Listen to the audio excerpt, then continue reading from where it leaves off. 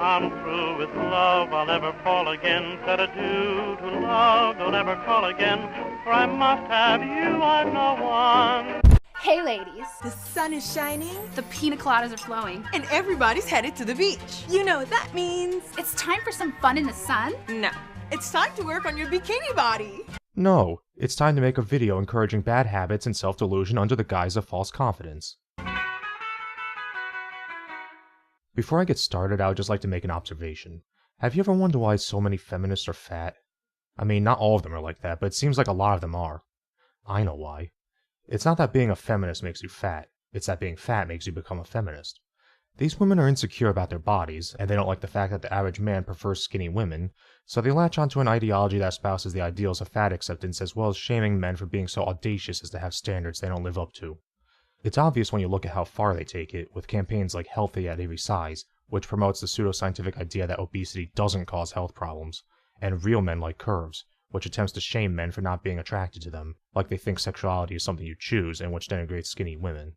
Oh, you like them skinny bitches? You ain't no real man. Real women have curves. This is what a real woman looks like. You ain't a real woman if you don't look like a shaved walrus like I do. Before you slip into your swimsuit, you could start a grueling workout routine and manipulate your natural shape and skin tone to reach for an unattainable and oppressive idea of perfection. Why do these people always say being thin is somehow impossible or unrealistic even though thin people exist? And what's this shit about manipulating your natural shape? Is this to imply that it's somehow unnatural to be anything other than an obese land whale? If anything, it's unnatural to weigh more than what your skeleton and ligaments can handle, which is why your feet hurt so much after a short walk, in case you were wondering. You know, when you go around telling women that being thin is somehow unattainable, what you're really telling them is that they shouldn't even try to improve themselves because they will never be any better than how they are now. I mean, isn't the whole point of empowerment to tell women they can do anything they put their minds to? But for some reason, when it comes to improving their health and figure, it suddenly becomes, no, don't do that, that's impossible, you'll never succeed. That sounds pretty oppressive to me. It's the type of shit that tells me the whole fat acceptance movement is less about female empowerment and more about a bunch of insecure fat people being unwilling to take responsibility for their own life choices, which, let's face it, kind of describes the entire feminist movement as a whole, doesn't it? Or you could follow a few quick and easy tips for a self-accepting journey to the beach. Yeah, let's all just accept that we're a bunch of fat asses who will never be any better and will probably die of a heart attack or a stroke before we turn 50. And yeah, I get it, it's all about loving yourself and shit, but here's the thing. As much as you like to pretend that you love yourself and that you're proud of your body, it's obvious that you're lying to yourself because you push this fat acceptance bullshit.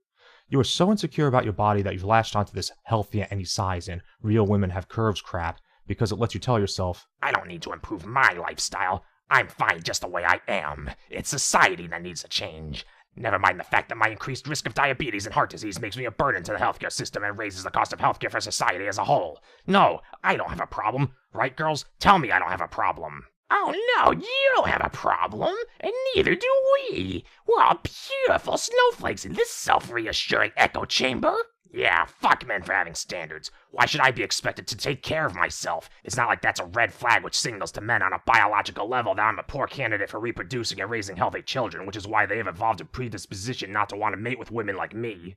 Yeah, fuck those standards. Those standards are unrealistic. Never mind the fact that there exist women who actually live up to them. Yeah, fuck men for not wanting this body. They're shallow and sexist. Hello, ladies. Who wants to join me in the elevator for some coffee? Ew, get away from us, you gross neckbeard. We want a man who's tall, tan, has a full head of hair, chiseled abs, is good with kids, is funny, has a 6-figure income, and a deep, booming, sexy voice like Dr. Shame. Oh yeah, that guy is so hot. I can't tell if I'm getting wet just thinking about him or if that's just my crotch sweat dripping down my thighs. If only he wasn't such a sexist, misogynistic woman hater, I would totally eat his ass. Shit, I'd eat his ass anyway. It's been almost 30 minutes since we ate lunch. you don't love yourself. It's obvious that you don't because you scoff at the very notion of improving yourself. If you really loved yourself, you would do what needs to be done to ensure that you don't end up in an early grave. Want to turn your flab into abs in just 2 weeks? Well, that's too bad, because that's not how exercise works. Yeah, you look like you know a lot about exercise, lady. No, you're not gonna go from a beached beluga to fucking, I don't know, Charlotte McKinney or whatever in the space of 2 weeks just with exercise alone, because you also need a diet. But this video is making it sound like it's straight up impossible to lose weight and telling women they shouldn't even try.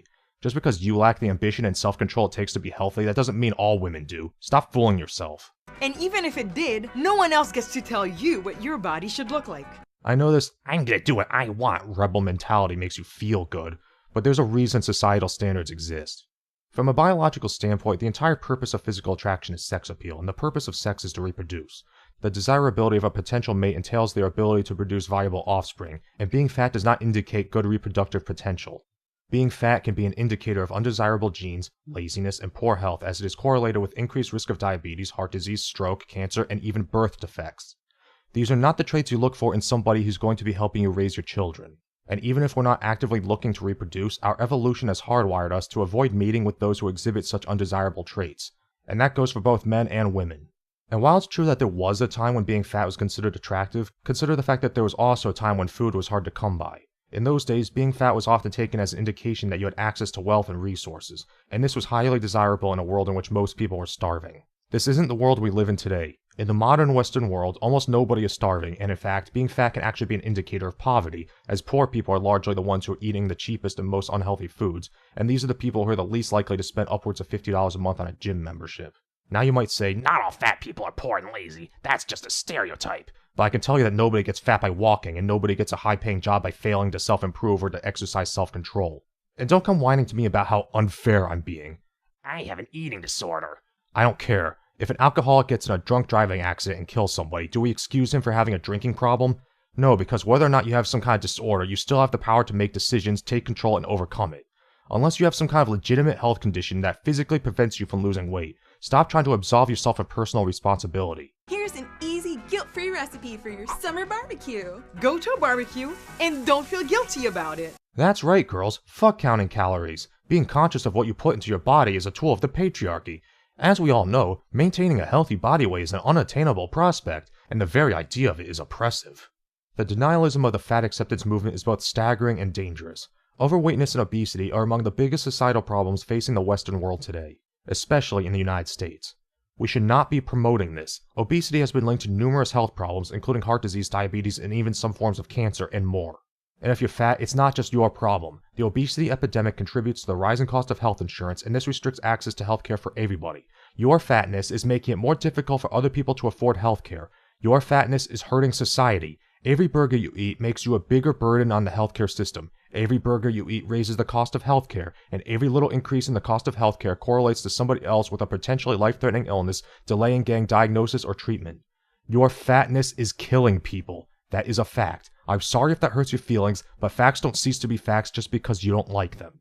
Your feelings have no bearing on reality, and the reality is your dietary choices are a problem. You should be ashamed of your fatness, and you should be working to change it. And look, I have fat friends and family members. You know what they say when they're told they should lose weight? They don't say, How dare you fat shame me? I'm beautiful just the way I am. I don't need to improve. Society needs to change their attitude. If you don't think I'm pretty, then you're a misogynist. Check your skinny privilege. No, they say, yes, I know, I'm working on it. That's because they accept the reality that being fat is objectively a bad thing, and that's regardless of whether or not anybody finds you attractive. And since I brought it up, I wholeheartedly reject the notion of skinny privilege, because if you live in a time and a place where it's even possible for you to become fat, then you are privileged. If you live in a time and a place where you don't have to work in a field just to scrape a living together, then you are better off than most of the people who have ever lived, and you are better off than most of the people around the world alive today. So some people make fun of you for being fat. Boo-hoo. You should be glad you can even get that way. Contrary to popular belief, your body needs food to provide energy for basic functions. That's science. Whoever said it didn't.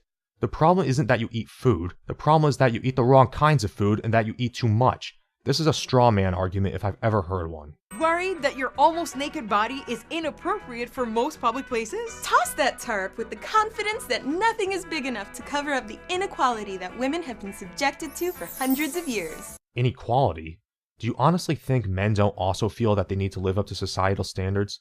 Literally, the only thing a woman has to do to be considered attractive is not weigh 300 pounds. You don't even have to look like a supermodel. You just have to look like you take care of yourself and actually give a shit about your appearance. For men, it's not that simple. We're expected to be tall, have a full head of hair, chiseled abs, muscular arms, a strong jaw, a six-figure income, to be good with kids while at the same time being willing to relinquish custody to you, to be sensitive and caring but not emotional, to be passionate but only about the things you want us to be passionate about, to be strong and assertive while at the same time capitulating to you and agreeing with everything you say, to look past all of your flaws while you constantly scrutinize ours, and to be willing to sacrifice yourselves mentally, physically, and emotionally when you demand it. And to top it all off, we're expected to put up with the bullshit of constantly being shamed for having the audacity to be attracted to women who are actually healthy. Fuck you. Now, of course, I know some dumbass is gonna come around and say something like, "Oh, you're just a bitter, angry man with women issues." To those people, no, I'm not. I'm a bitter, angry man with moron issues. If you people are going to play this, "Oh, us poor oppressed women have such unfair standards imposed upon us by evil, privileged men" bullshit, then realize the door swings both ways, asshole. Oh, and by the way, the majority of body shaming is done by women. Now it's time for the ultimate bikini body challenge. Read some literature that challenges the cultural ideas of what constitutes a bikini body. That's right, girls. Lie to yourself. Fill your heads with self-aggrandizing, feel-good bullshit that appeals to your insecurities. Yeah, you're totally not responsible for your own dietary and lifestyle choices. It's society that has a problem, not you. You're just fucking perfect the way you are. Keep shoveling those hot dogs down your meat chute. That'll show the patriarchy and totally won't lead to you losing a foot to diabetes. Don't forget, your brain is a beautiful part of your body too. Just like the rest of you, your brain is not beautiful the way it is. Maybe you should try exercising it by reading intellectually stimulating content that actually challenges you instead of confirming your bias, reinforcing your victim complex, and telling you you're a special snowflake while absolving you of all personal responsibility. See, this is why I can't take modern feminism seriously. You claim to be empowering women while at the same time trying to convince them that they're perpetual victims who shouldn't be held accountable for their own decisions, and treating them like they're so fragile that they can't even handle being mocked for their weight. I'm sorry, but I respect women a little too much to subscribe to that way of thinking. So while you're relaxing on the beach, casually reflecting the male gaze. Wait, you're tanning now? Well, that's not very inclusive to albinos now, is it? Check your melanin privilege. Just remember that everybody is a bikini body. And aspirational tropes of beauty are 100% BS. That's right, girls. Don't even try to improve yourselves because you will fail. It's all part of the patriarchy anyway. It has nothing to do with avoiding entirely preventable health problems and not being a burden on society, but everything to do with the male gaze. Diabetes and heart disease are myths invented by men to oppress women. It says so in these fucking books. So the next time you're out of breath and on the verge of passing out after climbing 12 steps, that's just your free feminine spirit filling you with self-love. Be content with the way you are because that's as good as you'll ever get. Don't try to improve because you can't. If you do, you're just giving men what they want and living under the veil of internalized misogyny. You don't want to be like these women, do you? Of course not. These women are fucking disgusting. Look at them. They're so unrealistic. I mean, 5'4" and 120 pounds? Ridiculous. These anorexic bitches aren't real women. Don't you want to be a real woman? Then keep inhaling those sausages. Don't be prettier than us because that makes us feel bad about ourselves, and our feelings are the only things that matter. Have a great summer! Go fuck yourself.